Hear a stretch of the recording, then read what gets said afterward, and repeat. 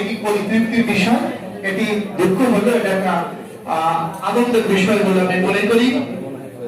তো স্যারকে আমি হয়তো প্রতিষ্ঠাকালীন সময় আমি হয়তো সময় ছিলাম না, ওই সময় আমি থাকারও কথা না। তো আমি স্যারকে শেষে 10 মাস পেয়েছিলাম। স্যার যখন এসেছিলেন 10 মাস তার কর্ম চাকরির মেয়াদ ছিল।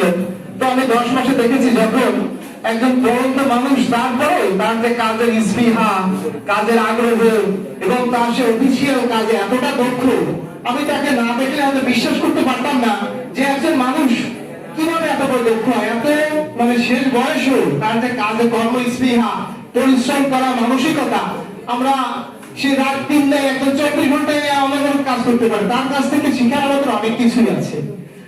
তো আমরা হয়তো দুর্ভাগ্য, আমরা স্যারকে হয়তো আমরা পুরোটা সময় পাইনি, পুরোটা সময় পাই তুলে হয়তো আমরা অনেক কিছু শিখতে পারতাম।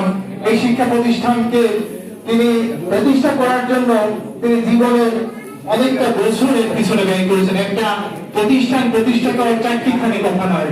আমরা হয়তো অনেক সম্পদশালী আছি, অনেক অর্থবিত্তের মানুষ আছি, অনেক জ্ঞানী গুণী মানুষ আছে, আমরা চাইলেই একটা প্রতিষ্ঠানকে দাঁড় করাতে পারি না। এই মাতৃভাষা কলেজ যতদিন থাকবে, অধ্যক্ষ নজরুল ইসলাম তালুকদারের নাম ততদিন এই কলেজে থাকবে। এটি আমরা সবাই বুঝি। তার স্মৃতি, তার স্পর্শ এই কলেজের প্রতিটি ক্ষেত্রে, প্রতিটি ইট কাঠে লেগে রয়েছে। তো আমরা বলতে পারি যেমন একটা মোমবাতি যেমন জ্বলে জ্বলে সবাইকে আলোকিত করে, তেমনি তিনিও আমাদের, তিনি এই প্রতিষ্ঠান যদি না করতেন আমি বা আমরা অনেকেই হয়তো এখানে আসতাম না বা চাকরি করতে পারতাম না। তার কারণেই হয়তো আমরা এখানে আসতে পেরেছি।